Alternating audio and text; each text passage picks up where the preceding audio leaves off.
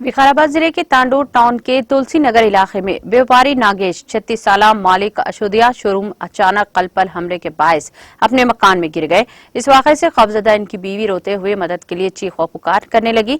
इसी इलाके में मौजूद हेड कांस्टेबल रामाकृष्णा, जो के तांडूर पुलिस स्टेशन में खिदमत अंजाम देते हैं, के फर्जंद ने खातून के रोने और मदद की चीख व पुकार सुनकर अपने वालिद को इत्तला दी, जिसके फौरी बाद हेड कांस्टेबल रामाकृष्णा दौड़ते हुए नागेश के मकान में दाखिल हुए और इन्हें CPR यानी हरकते कल्ब बंद होने पर दिल की धड़कन और सांस को बहाल करने के लिए हंगामी तिब्बी तरीक़ेकार से होश में लाया।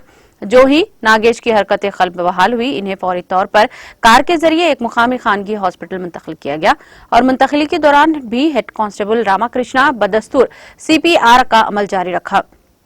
इब्तिदाई तिबी इमदाद की फराहमी के बाद व्यापारी नागेश को मजीद बेहतर इलाज के लिए गर्ज से हैदराबाद मुंतकिल कर दिया गया। अफराद खानदान ने बताया कि नागेश की हालत अब मुस्तहकम है। DSP तांडूर और सर्कल इंस्पेक्टर की जानिब से हेड कांस्टेबल की तहनीत और अवार्ड से भी नवाजा गया।